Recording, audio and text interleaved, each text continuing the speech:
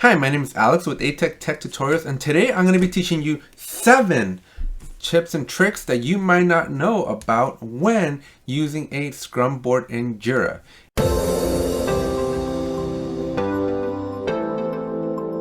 If you haven't already, please make sure you smash that subscribe button, drop a like if you get any value out of this video, and if you have any questions, comments, concerns about anything that I talk about in this video, please let me know in the comments section below.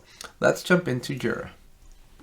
Alright, so for the purpose of this video, you're primarily going to want to be in a Scrum board.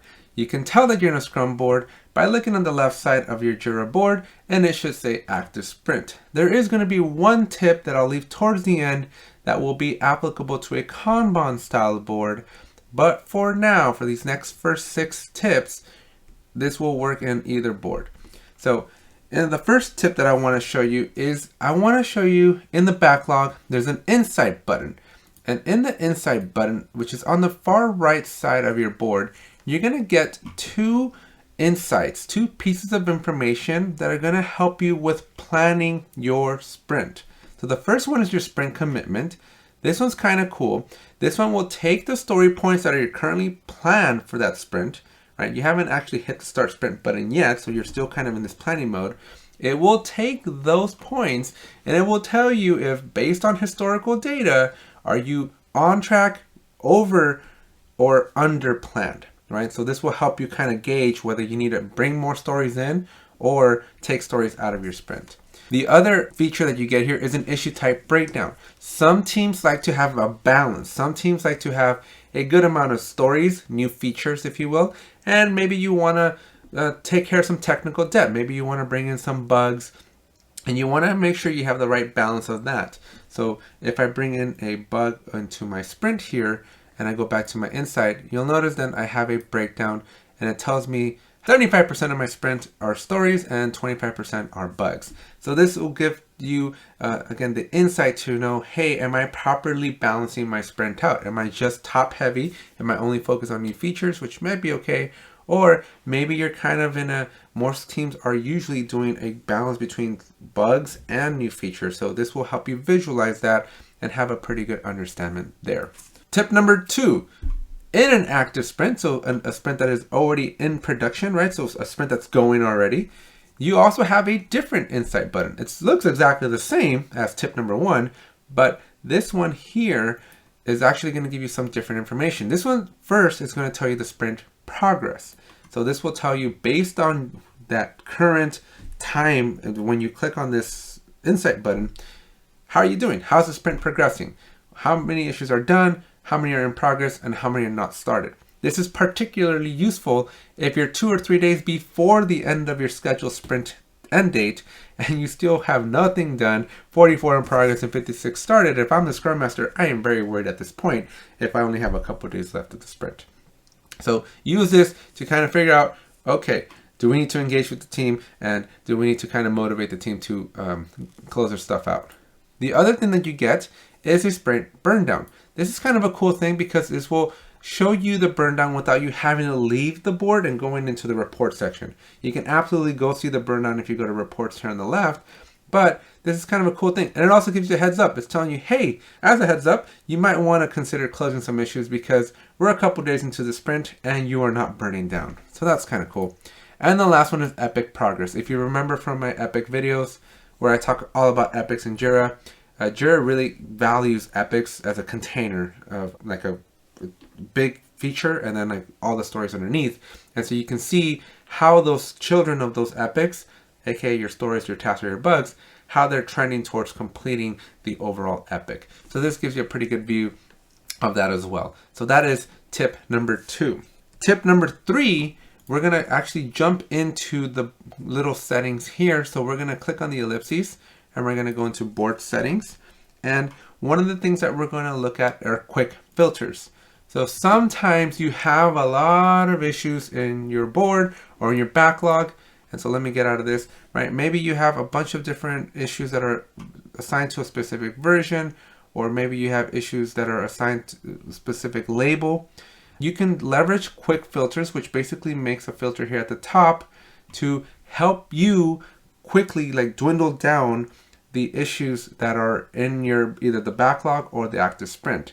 All right, so assuming that maybe you have a component, I have a component here called compliance, and in my active sprint, I only want to see the issues that are relevant to compliance. So I can come into the board settings and I can do compliance issues, and I'm just going to do components equals, and then I'm going to look for my compliance, which will show up, and I'll click add. If you don't hit add, none of this will work. So make sure you hit add. And when you go back to your board, it should look exactly the same, but now you have this compliance issues button here.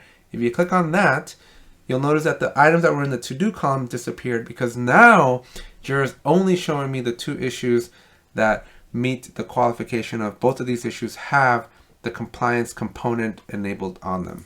That's tip number 3. Tip number 4 is card layout. Coming back to my full board, maybe I want to see the issues that belong to a specific version.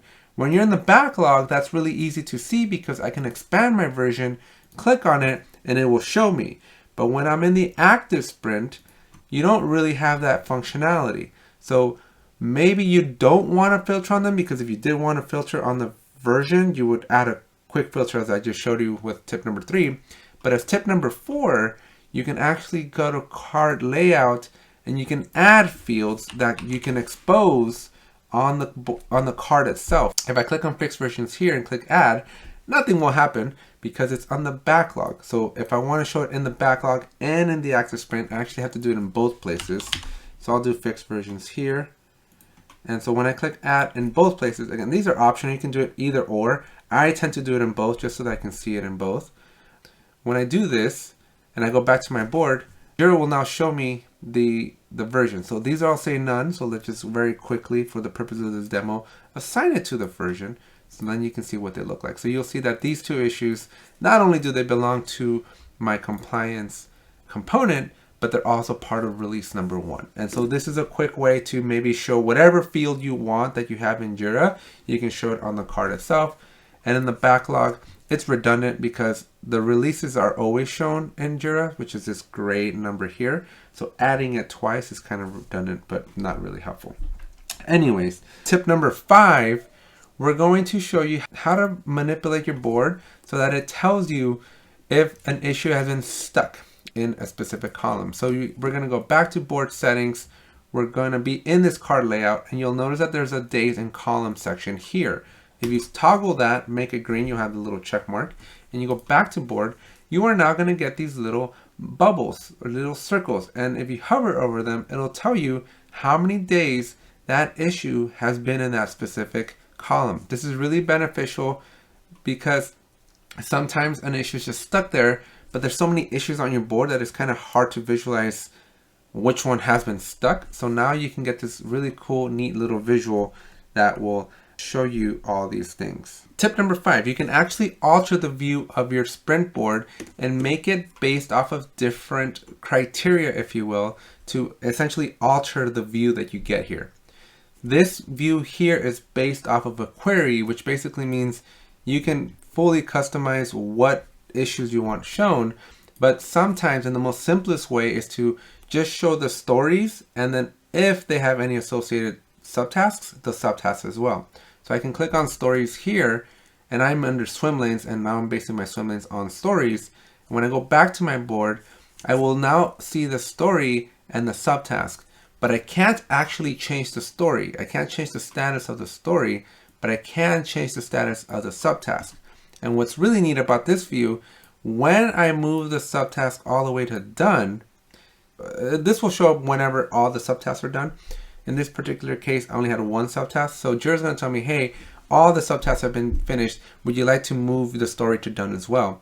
And at which point you can say yes. Now this could be a gift and a curse depending on the process your team has, but you'll notice that now my story has been completed. All right, and the last tip that we have here, and this is really for a Kanban board. So you're going to want to make sure you go to a project that has a Kanban board in it. And so I'm going to pick my Kanban board here, and you'll notice that when you're in a Kanban board, it just shows everything. All the issues are shown. And so if you want to hide some issues, if you want to put them into your backlog, if you will, like you do in a Scrum board, you can actually go to the board settings on the right, And then under columns, you'll notice that we have a Kanban backlog. And all you need to do is move the item from to do into the Kanban backlog, leave selected for development there. And now when you go to back to the board, you'll notice you have a backlog here on the left side and your board is more empty.